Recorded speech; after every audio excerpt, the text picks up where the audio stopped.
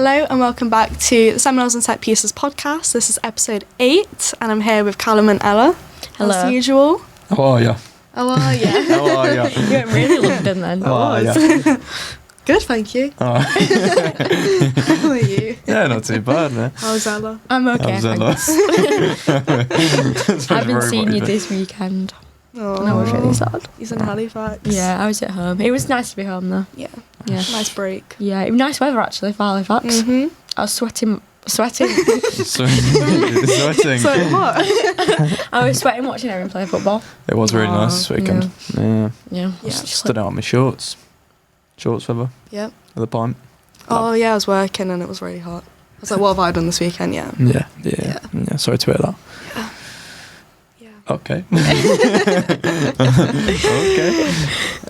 Okay. I'm trying not to talk about like the elephant in the room right now. Go on, what's the elephant? Tell us. So me and Callum might have cooked a stir fry last night and the chicken had gone off. Boo. So yeah.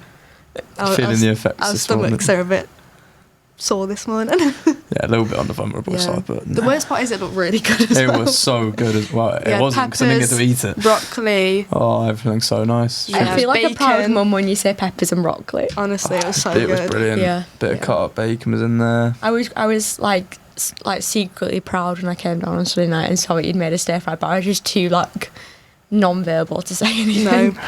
It was the most Appreciate bossy it. interaction ever. I was like, can you tell I've been asleep? I've slept. It's the worst thing when you wake up Yeah.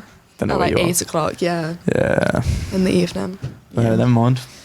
I'm glad that I've, You got that out of the way. Yeah. I feel free now. Because if you hit...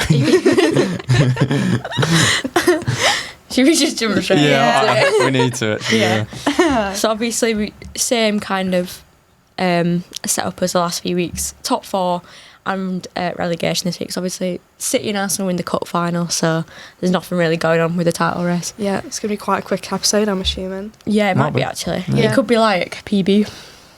Should be. Yeah. Should be around that. Yeah. Yeah. Could be interesting actually to see how quick we get through. Go on then, get Yeah. us started. Yeah. Get us started. So United played on Friday, played Bournemouth away. Watched it on my laptop in my mum's living room, Nice. and it was a stressful 90 minutes. I can't Yeah. lie. Yeah. Yeah. Yeah, ended 2-2, which I'll take a point because the last few years we've been terrible when we go away at Bournemouth. They're like our little bogey team. They always seem to get a point off us. Obviously, we drew 4-4 at Old Trafford, which was a really good game, but we just concede really stupid goals. Yeah. So Yeah. obviously Bruno got the pen with a Cunha challenge, and then I think Harry Maguire celebrated the second goal, but I think it went down as an own I think it goal. was an Yeah. own goal, Yeah. Yeah. But it was another corner from Bruno in the box into a dangerous area, and we go 2-up, and you just think, right, play well now, defend well, Yeah. get over the line, get 3 points. But then Harry Maguire just with a stupid challenge, and then they get a penalty, Yeah. and he gets a second yellow card. Sent off. So I don't really know how to feel about it, because I believe that if the Cunha penalty is a penalty, how the Ahmad challenge, which was in the lead up to the Bournemouth equaliser, wasn't a penalty, I have no idea. I don't know how you can give one but not the other. Yeah. It was pretty clear. I Yeah. think. It was. So like looking back on that game, I think it's just frustrating, because I think as United fans we know that we should have had 2 penalties, but I feel like referees are quite reluctant to give 2 pens in a game, especially to one team. Yeah. Especially like in quite quick concession. Yeah, it was. I feel like that's the issue, and it's crazy that they have to think like that. But if Yeah. Yeah. You You think give- it would be a clear you decision. give a pen but- and then like not long after they don't want to give another one. But I think as well, Yeah. I don't even think it went to VAR to be checked. I think it did. Oh, did it? Yeah, which is probably the worst bit. They checked it and they cleared it. Yeah. Yeah. I don't know how to feel about it. I think as well with the Bournemouth penalty, if that's a penalty, that Ahmad one's even Yeah. more of a penalty. Yeah. Because I thought Harry Maguire was a bit unlucky, but it definitely was a second yellow card. Yeah, it was. So you can't get Yeah. rid of it. But if it had been a straight red, I think it would have been a different conversation, Yeah. because it's definitely not a straight red card. But yeah, another point. Obviously, Liverpool and Chelsea lost. So we're still it's in not- a good place. Yeah, Yeah. yeah. It wasn't the end of the world by the end of the weekend. But yeah. I can imagine on Friday. Yeah, Friday night. It was a bit frustrating. Yeah. But we just move on now. Leeds at home next. It's always a good game as well. So it's around my birthday, so it should be a good one. You know you're in a good place when you're drawing away at Bournemouth and you're disappointed with it. To be fair. Especially because, as you said, Chelsea and Liverpool dropped points. So you still picked up a point. You didn't lose. Not the end of the world. You go into the national break and you're in a good spot. Definitely out of the top 4 kind of race. You're in it the most. You're probably looking pretty set on top 4 now. Mm-hmm. So you're in a good place. Even though you drop points there, it's still not the end of the world. Yeah, it's nice to go into the international break and obviously FA Cup we're on, knowing that we're in a good place and we're going to come back and be still in a decent place to enjoy watching football instead of obviously being in a fight for top 4, not playing for a few weeks. Yeah. And I think as well, because I think it'll be 3 weeks by the time that we play the game on the 13th. We're going to look like we've not played football for 3 weeks, and that always happens. Mm-hmm. So to know that we're in a good place where if we don't play really well but get over the line, it's not going to be that bad. It's not the end of the world. Yeah. Well, definitely. Yeah. Another side that picked up points, Villa. Yes. Back to winning ways. Yeah. About time, really. Good for you. Yeah. Good very for them. happy with Not that. good for us or Chelsea, but 2-0 win at home. To be fair, by the end, I wasn't mad about West Ham scoring 2 goals and then putting Spurs in the relegation zone, to be fair. You're getting greedy now. I said what I said. I was kind of hoping for that as well. I wanted West Ham to get back into I was all for it because it meant Villa drop points as well, but you need to just... Sunday was like the best day ever. Everything went just so well, didn't it? Yeah, Sunderland won. It was a good day for football. I think you needed some luck as well, and it's finally definitely come back round and it's helped you out. Whereas the last few weeks, you've had results where you're thinking it's just not going our way. West Ham had been picking up points against teams like City. Yep. Spurs been picking up points against Liverpool. You needed this. Yeah. You needed this, and Villa. It's come at a good time. Villa were decent. They were very dominant. And they're back to winning ways. Finally, we haven't cursed them for a week, which is quite nice. So. We didn't really say anything about them last week, and they've seemed to have pulled themselves together. Yeah, maybe we should stop talking about them. Let's just say that they're sat in 4th right now. And that's it. That is it. 5 clear of Liverpool in 5th. Yeah, that gap's, it's starting to pull away a little bit, which 2 weeks ago I didn't think was going to happen. I thought it'd be the other way around. You think it'd be the other way around. Villa were dropping out of that top 4 race, and now they're well and truly back in it. They definitely are. 5 clear of us, which is quite a big gap. Not many games left. I'm not sure we're going to catch them, to be honest. I don't think we're very good, especially in the Prem. So they've got a big game next against you lot. Yeah, Villa. they do. On the 12th of April. It's mad to say that we're saying the 12th of April. When what date is it? 24th of March. So FA far Cup. away. But I just think that one will go. I can see a draw. Haven't predicted a draw. I predicted us to win, but okay. I think it's difficult to predict any of them because such a long time off. You don't know how any team's going to come back and adapt to it. You could have Villa could come back from the international break with injuries. You don't know what's going to happen. Or they could come back fully refreshed and ready to go again. So who knows how that's going to go? No, I think we need a break. So I'm very glad that this. Yeah, to be fair, you're playing last week. I think after a win as well, I think it's a good time. I'd say the opposite. Yeah, I'd say the opposite. Really? Yeah, you kind of want to push on there. You want to play more. Yeah, I guess you've won a game. You've got momentum. You've scored 3 in a game. I think it's more of the fact the breaks come, but I'm glad that we've started the break on a win. Yeah, if that makes sense in that way. You don't want to go into it with a loss, especially if you lost against Spurs. That would be the worst loss of all. But now, off the back of a win, you want to keep playing. I'd only say you want the break because you're playing 3 games a week. Yeah, with the Europa League and then 2 Prem games. So in that kind of sense, you do need a rest. Yeah, I think as well with Villa, I think going off the back of a 3-0 win at Spurs, playing Villa at home. Yeah, they that break might do you in a little bit with that. Yeah, you'd have been going into that game against Villa full of confidence. Yeah, that's true. And now it's kind of back to square one again. Yeah. But you're not going to forget that you've picked up 3 points against Spurs and you're in a better position than Spurs and West Ham are. So, who knows? Who knows? Yeah. And talking of who knows... If we move on to Liverpool? Liverpool. Liverpool. Yeah, we were the 12:30 on Saturday. Tried to watch as much as I could, but I was at Ashton, so gladly I didn't watch much of it. Yeah.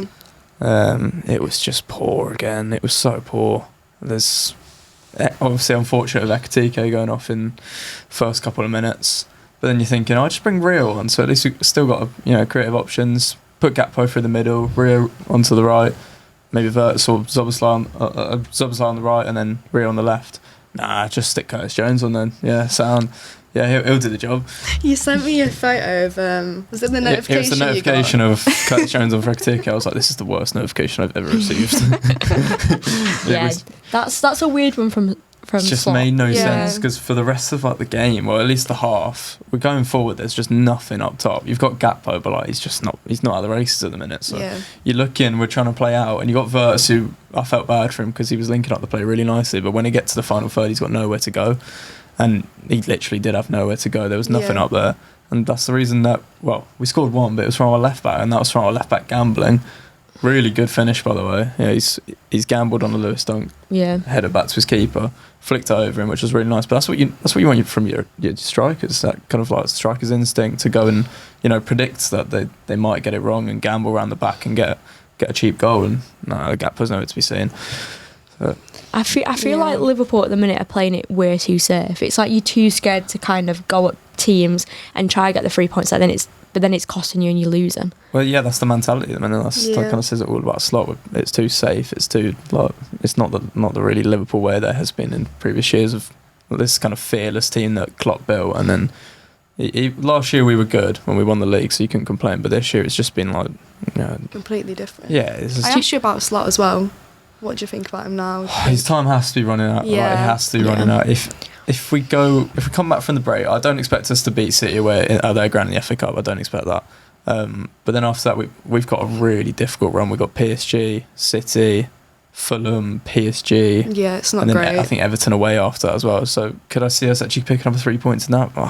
Fulham owns your best chance, but even that kind of feels like a bit of a draw at the minute. Mm-hmm. So if he doesn't get a win out of those, he has to be gone. I know it's a difficult run of fixtures, but still, if you're not picking up a win in 5, no matter who you're playing, your Liverpool manager, it can't go on any longer. Yeah, because in the space of a week and a bit, you could be out of the FA Cup, the Champions League, and then you just in that top 4 race, which might help you in the long run if you have less games. We've just been really poor in the Premier League this season. I don't know what it is. It's just not clicked, because then we'll have games in Europe and we were really good, like the Galatasaray game, we were brilliant. And then we come back and we'd lose to Brighton. It just doesn't make any sense. It's two different performances. Yeah. And Danny Welbeck was excellent. He was brilliant. Yeah. I'm not really sure how he's not in the England squad, to be honest. You put Solanke in, but you don't want to put Danny Welbeck in. But I mean, that's another story. I don't really agree with any of that England squad. Yeah. Gibbs White isn't even in it. Yeah, which is crazy. Yeah. I don't know. Gibbs White's like your leading man. I've not really looked at it, to be honest. I kind of forgot it. It's questionable. It's really questionable. I know that it's the first time Tuchel's picked Manchester United players, which is just crazy because it's been like 4 camps now. But that just shows how bad we've been. Yeah, when you put it like that, it's pretty bad. Wow. But no, do you enjoy watching Liverpool? No, the style of football. No, actually, genuinely not. It's so slow. That's what I say. It's just boring. And then the only game I actually enjoyed playing recently was the Galatasaray game. Yeah. It was so refreshing to see everyone was playing with a bit of confidence, taking on their men, and we were getting shots away and we were scoring and being more clinical. But normally it's just slow build up, shaky at the back. There'll be a few mistakes. Kanate was poor on Saturday. And just nothing really up top, and it's just been very wasteful this year, and it's not been a good watch. We started off well, and then I don't really know what happened, to be honest. It's just not clicking. No, something isn't clicking. No, so I think they're going to have to start looking at options for new managers. Because you have the players. Definitely got the players. I know it's going to take a while to gel, but we've had a lot of injuries to the new players as well. Frimpong's been out for quite a lot of the season. Yep. Isak's obviously had that long-term injury. Verts has been out for a bit. Ekitike's been out for a bit. So we've still had relatively the same squad, but just not clicking. It's been poor at the back this year. Salah's not been at the races. Van Dijk's, he still had a good year, but for his standards, probably not the best year. So overall, it's just completely different team, and it's not going well. So do you think that Jota's had an impact on like the mental health of the team. Yeah, 100%. You could see at the start of the season it was difficult for them. Salah was in tears after the first game, so it's definitely playing impacts. Because I think I had a feel for them in terms of that, like mentally. I think people are quick to forget about that and say like you can't use an excuse. You can't use an excuse for everything, but it definitely has played a part in their season. That, that's a big loss to their dynamic as a group, not just on the pitch but off the pitch. So 100%. But even on the pitch as well, obviously he passed away and it was very obviously sudden. Didn't expect it. Yeah. You then didn't have time to then replace him as like from a football point of view. So then you've lost an attacking player. Yeah, and you can sense that in the team. Obviously, going forward, 100%. We've needed him so desperately this year. He's such a clinical striker, and he'll come on and he'll just dig out a performance that will get you a result. We saw it all last season. Even when he was poor and he came on against Everton and he got the goal and we won the game.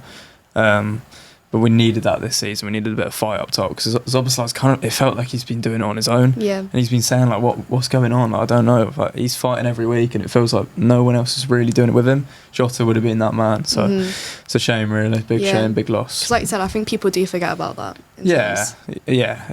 It's easy to kind of say like, well, you're still at Liverpool, you should still be picking up performances. But they are human at the end of the day. They are human. So. 100%. Yeah. But then obviously you've got Chelsea, who's probably your biggest opponent at the minute, and they're just as bad as you. Yeah, we're both. So, if not, I think arguably worse. I think they might be worse. Yeah. I think you're both so inconsistent, but I think them losing 3-0 away from home to Everton was just. Back to back 3-0 losses next. Yeah. Lost to PSG. So they're actually just consistently bad. Yeah. And it's the first time they've lost 4 games in a row since 1993. Oh wow. Which for them manager, that's not a stat you want to your name, is it? When you've just got there. Yeah. What do you think of the manager? I just don't think he's good enough. I don't think he's got the capabilities to be a Premier League manager. No, I don't think he fits Chelsea either. Like I don't know what it is. He's got this quirky style about him. I don't like. I'd rather have a manager that's kind of like, proven, especially in the Prem. Yeah. This guy's kind of come over from Strasbourg and he's trying. He's a young manager as well, so you've got to obviously keep that in mind. But I think it's a bit of a Ruben Amorim situation where just out of the depth, like done well in Europe in leagues that aren't as intense or aren't as demanding. Come over to the Prem and they just can't get the players working for him, unfortunately, and I think that's what's happening here as well. Yeah, I agree. It feels like this is kind of the way that Premier League clubs are going with their managers. They're trying to look for a young manager now. Obviously, you said about Amorim, same with Chelsea, and then who knows what Liverpool are going to do if we go for a young manager as well. But even it can work because look at I've been talking a lot about Vincent Kompany at the moment. He's a young manager, pretty inexperienced. But he's gone to Bayern Munich and he's been unreal. So it can work, and I think that's why people like Chelsea and Liverpool and United are going for that kind of route. But it's just not really playing out. No. I don't think from a fan's perspective it's exciting, but then you also want someone that's kind of been there and done it. Yeah, you need the experience as well to back up everything. Yeah, so I'm not sure he was the right fit for Chelsea. I think as well with, obviously you said Vincent Kompany, I think at some point he probably will end up at City. It's destined to happen, yeah. I don't know, like the Premier League is such a big competition, a big league, and it's so demanding and it's so difficult to get a team playing well and playing good football, especially of a top 6 team, obviously. We know it from being a United and a Liverpool fan, the demands from the fans and from the media and the expectations of what you think the club should be doing. For a manager coming in, it must be nerve-wracking, it must be 100%. horrible. Yeah. You've got big shoes to fill wherever you go, because for like Liverpool we put in Slot, who's not the most proven manager. He's done it in Netherlands, he did pretty well, but over in like the big leagues probably not. Mm-hmm. He's got Jurgen Klopp's shoes to fill. He's never going to do that. No. So, and then you got Ruben Amorim, who's a United manager, and that's kind of been the most like magnified position I think we've seen in the last good 5-10 years. Yeah, definitely. You're kind of looking for a manager that matches Alex Ferguson, and you're not finding anything like it. With 13 years down the line now, and you still try to match that. Yeah. Sir Alex Ferguson. It's kind of like, as obviously I've not seen I never saw us win the Premier League, so obviously I was too little to really care. But like now it's just kind of like, let's just forget about like all that, and it's just us now. We just need a manager that needs to come in and get the job done. Really, you kind of adapt to now, because the league 13 years ago is a lot different to what it is now. Yeah. So why are we still trying to find a manager that's gonna like replicate like the 2000s football, when football changes all the time, and it's you're so set in your ways as well, it's just not going to work. You just need someone that's going to come in and understand the Man United values. 100%. And I think that's why Carrick has done so well, because he's United through and through. Obviously played for us, he understands what it feels like to be in that environment, but he's a bit of an Ole Gunnar Solskjaer sort of vibe, where he can only get us to so much, and then he's not going to get us to that next step. So then it's just bringing someone in that's going to get us to that next step, but do it in the right way. So it is difficult. It's going to be an interesting summer, 100%. Because I think with the World Cup as well, there's going to be no transfer action until after the World Cup's finished, and then it's going to be very quick from every single club, just because there'll be hardly any time before the season starts. But I think we're going to end up getting a manager before players, and I think that's stressful, because we need to bring a midfielder in to replace Casemiro. So it should be interesting to see what happens. Yeah, well, going back to the morals thing, that's what I liked about Slot when we first got him in. He was very driven to get results.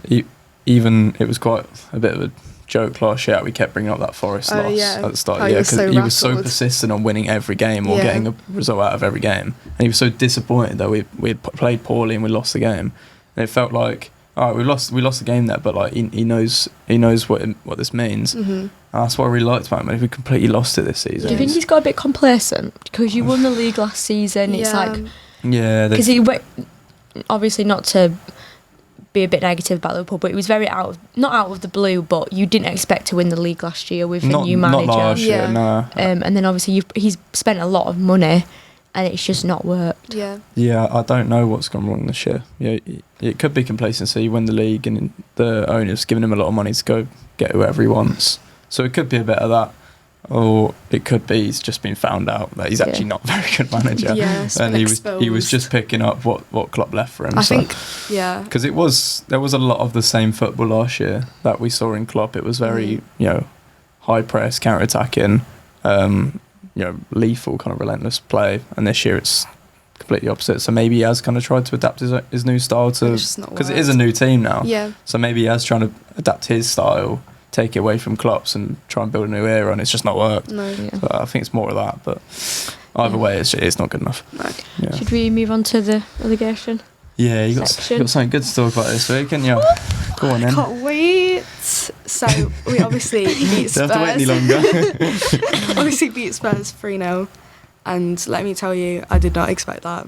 I literally said to you, like, going into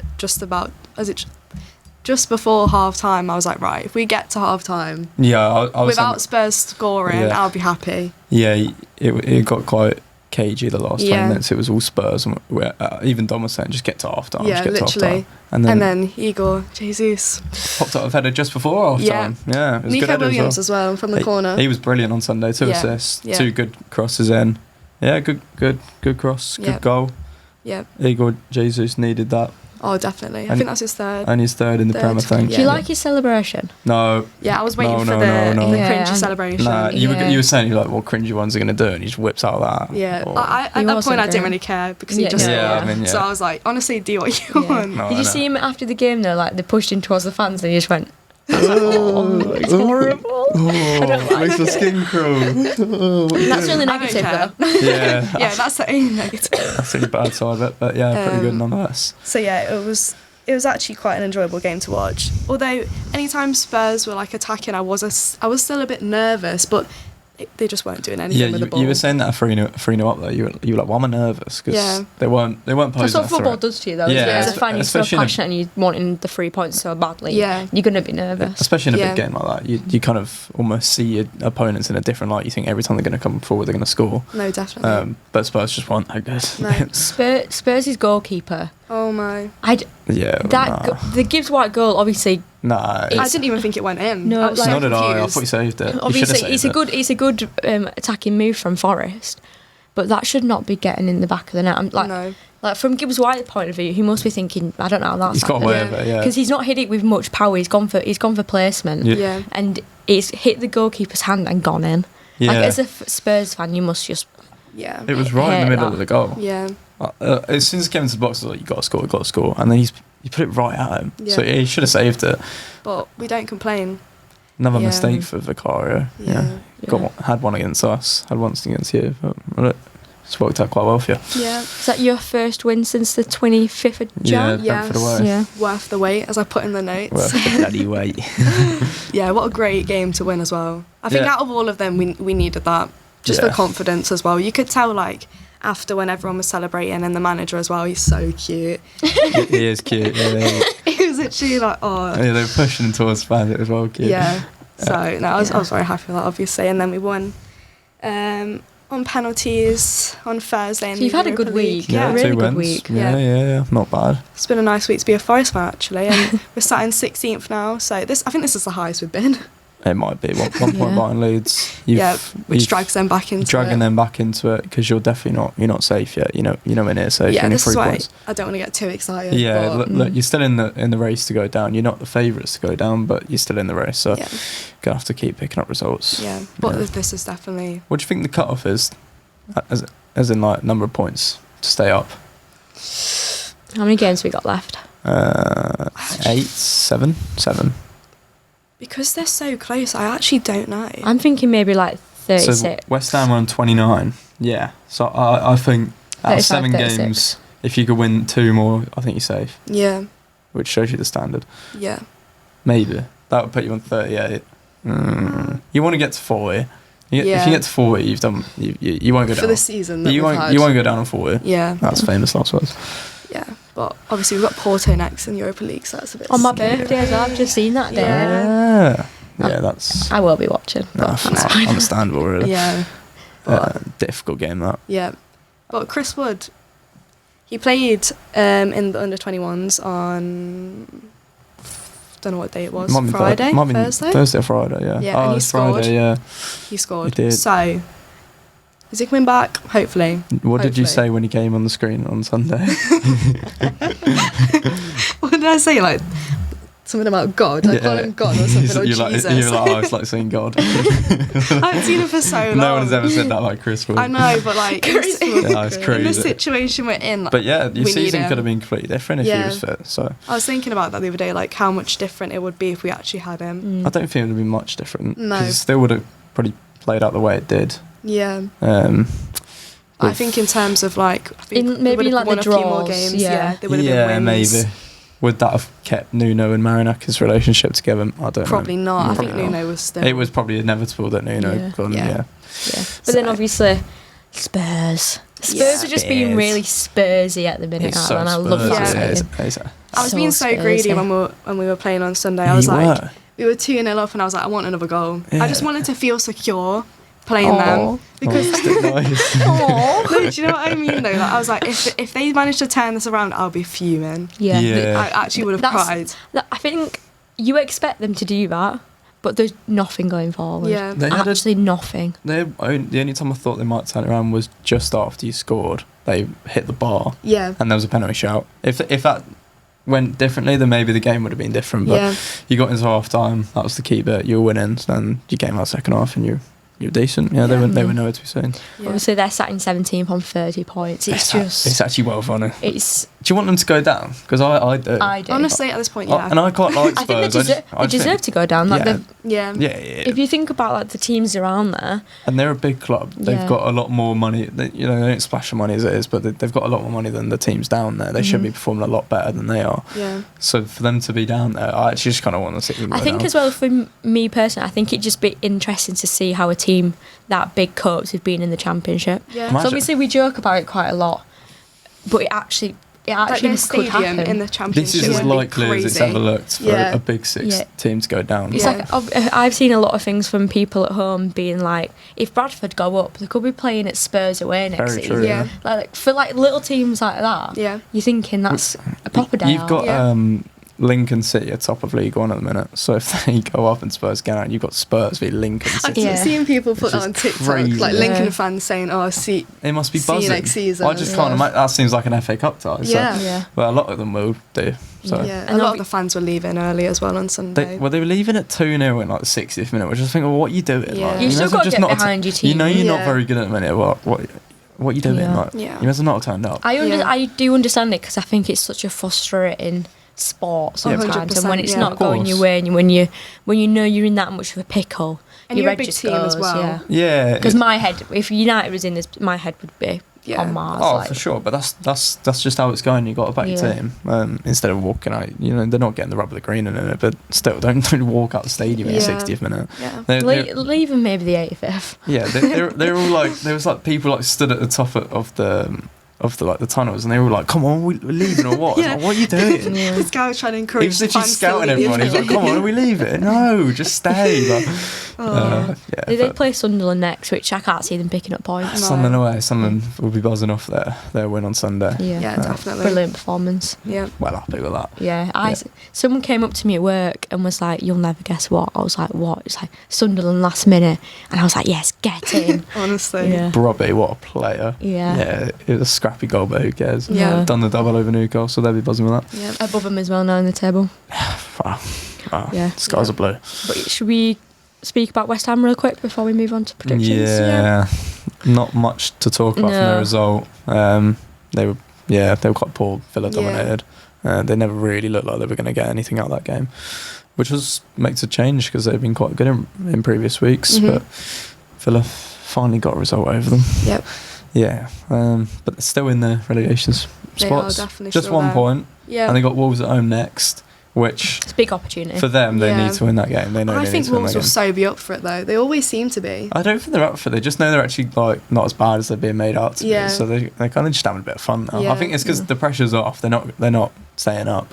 They're kind of just having a bit of fun, and and why not? It's working out quite well. It's better than sulking. Yeah, they're just 100%. Yeah. Like if you're a Wolves fan, you accepted you going down at Christmas, and now you just effort laugh at it. Yeah, well, it probably is quite good it sets them quite nice for next year, I think. Yeah, it does. Yeah. If they go down with not a fight, but it is a fight, but I don't know what it is. That with a bit of good form.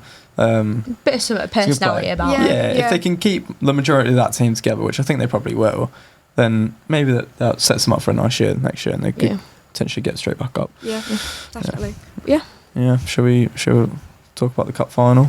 Yes. Quickly. What do you think? It was just a boring game, to be honest. Especially the first. Actually, no, it was just a boring game. The first half was very boring. Yeah. It was very cagey first half. It was cagey. Arsenal started well. Had that chance through Havertz, which I think a lot of people have been saying, we should have scored. I don't think it was that easy. He was quite close to Trafford, and Trafford's very good at getting off his line quickly, and he did. So they had that chance. They were probably the better team for the first 20 minutes, and then City took over for the last 20-25. But it was probably it was just second half. It was just City going at him. Arsenal poor, man. The goal was coming. Yeah, 100%. Yeah. And I think Arsenal's left backs and right backs let them down on Sunday. To be quite honest, they just couldn't cope with O'Reilly coming from. Which is crazy. You should be able to cope, and they can cope with defending across from that right hand side. Yeah. It was getting Semenyo was all over. Semenyo was all over Hincapié in the first half. He was brilliant. He was the only one creating chances for City. Haaland had that header at the end of the half, which he probably should have done better with, but he was the star of it, and carried on to the second half, and Arsenal were just nowhere to be seen. Just a standard 2-0 City win, really, wasn't it? You said yesterday that you can tell that City had been in finals before. Yeah, you can. Yeah, the experience was showing. Yeah. Arsenal didn't really know what to do when they looked a bit scared. When it was getting 100%, poor. Yeah. I just don't understand, because Arsenal have the players that they just didn't want to play. Well, I thought that team was as lineups go for them. I thought it was a little bit on the poor side. Yeah. Maybe because they've had a few players that have played the whole Carabao Cup, and the deserved to start in the final. I think that's the whole Kepa tour. Kepa, yeah. Which, he was awful, bro. He's cursed in the Carabao Cup. Yeah. He had that where he refused to come off in the final. Yeah. Missed the pen after not saving 11 against us. Yeah. And then that he's tried. He's doomed. He's tried catching it. It's just gone straight through his hands. Do you know who else I was really disappointed with as well? Saka. Yeah. I think everyone forgets about Saka because he's obviously. They let him off. Star boy.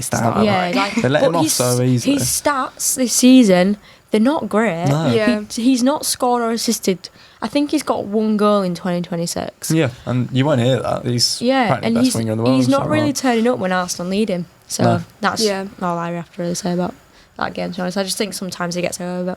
Yeah. What did you make of...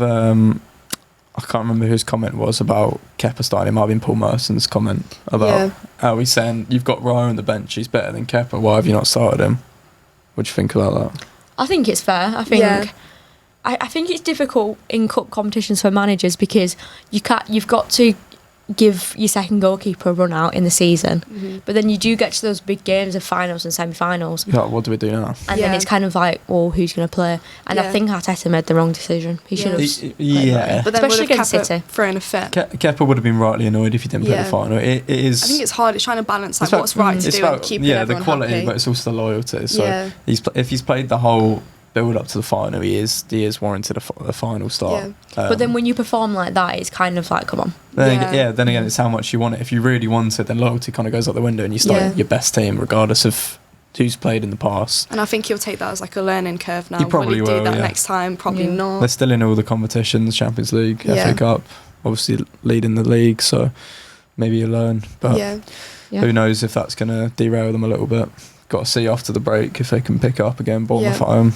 If they can't, then the game at the Etihad in a couple of weeks' time, that might be the one for league, which is crazy because Arsenal should win it from it. If that happens, that'd be so bad. It would be mental. Yeah. Should we do predictions? Yeah, let's do it. Predictions were really poor last week. I got 1 point. Don't really want to talk about it. I got 2. Really. No, 3. 3, yeah. I got 3. Oh wow. We're not very good at this, are we? We were quite good, and now we're just falling off. I was doing quite well, but then the last 2 weeks have been quite bad. It's been a bit up and down the last couple of weeks. So, right. First game then. West Ham Wolves. On the Friday night, I think it is. Yeah, 10th. Is it 10th? Yeah, we've obviously got internationals and then FA Cup, so a couple of weeks off until this. But West Ham Wolves, I've gone with 2-1 West Ham. I went 2-2. I went 2-1 West Ham. Okay, you're wishful thinking that. I think Wolves just why not? Yeah, fair enough. I do think they'll score. I just think West Ham know how much they need to win this game. I think it's going to be too big for Wolves to probably care about. Yeah, that's fair enough. Arsenal, Bournemouth. 3-1 Arsenal. Yeah. 2-1 Arsenal. I've gone 2-0 Arsenal, which that's fair. A bit generous, but yeah. Brentford, Everton. Put 2-2. I put 2-2 as well. I've gone 1-0. I was thinking about an Everton win because they're playing well at the moment. Obviously, they beat Chelsea, but I think there's just too much of a gap between now and the next game for them to keep on with that momentum. So, come with the 1-0. I feel like every Brentford game is like just a draw. Yeah. It was last week, so going to go with the same again. Burnley, Brighton. 2-0 Brighton. Yeah, I've gone 2-1 Brighton. Yeah. Liverpool, Fulham. About cheer, put 2-1. Although I do think it might be a draw. I think it will probably be a draw, but again, I'm going to have to back my own team. I've gone 2-1 Liverpool. I put 2-1 Liverpool as well. Wouldn't be surprised if it's a draw. I said that last week. And well, we lost last week, so who knows? Who knows? Palace, Newcastle then. I put 2-1 Palace. Newcastle is shocking away from home. It's tempting. Yeah. I've gone 1-0. I did the same. I've gone 1-0 because I think they're both a bit poor at the minute, but they are pretty bad away from home, Newcastle. Forest Villa, the big one. What you got? Backters put 2-1. Although we probably will draw or lose. I've gone 1-0. I went 1-1 as well. Which is a great result if you get a point. But you also need to get a point, so that's a bit tricky. Sunderland at home to Spurs. I put 1-1. Okay, I've gone 2-0 Sunderland. I went 2-1 Sunderland. Yeah, I just don't fancy Spurs at all. Yeah. Chelsea City 4:30 on Sunday. I think 3-1 City. At Stamford Bridge. No, okay, no. Yeah, no. Understandable. I went 2-1 City. I went 2-0 City. No, okay. Yep. And then United Leeds on the Monday. Bit of a derby on a Monday night, which I'm not very happy about. But yeah, a bit weird. Yeah, I went 3-1 United. 2-1 United. I went 2-1 United. Yeah. I think that. I back us against Leeds. I think you'll have that. I think they'll be up for it, but I think it'll be the better team. It's always a good game. Yeah, I look forward to those ones. Yeah. But yes. Well, thank you for listening, guys. Bit more positive this week. Yeah, you had a good week. Yes, thank God. 2 wins for Forest, but who knows what's to come. Make sure to like and subscribe. Follow us on our Instagram, TikTok, Spotify. Is that everything? Yeah. Yeah, that's it. Yeah. Instagram as well. I said that. Sorry, Bum. Sorry. I hope I did a one. Yeah, I'm going to look stupid now. You probably did. My bad. So yes, thank you for listening, guys. See ya. Bye.